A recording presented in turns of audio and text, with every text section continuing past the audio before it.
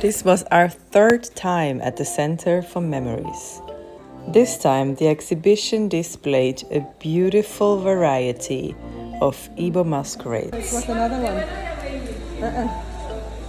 As usual, the center staff took out their time to take us through the exhibition and tell us the story behind the images and mong. Nirgo was making some music, and Ezengo had the chance to discuss with the staff about how important it is to display these things and keep Igbo culture alive.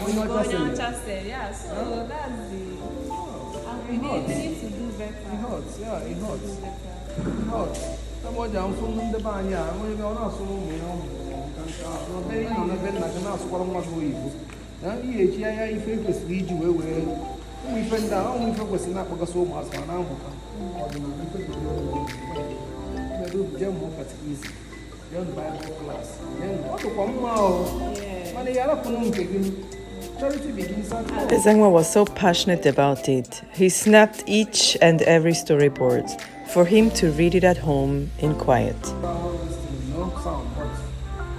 Your own culture, what about it? So if you're in Enugu looking for stories, art and history related to Igbo culture, the Center for Memories is where you have to go.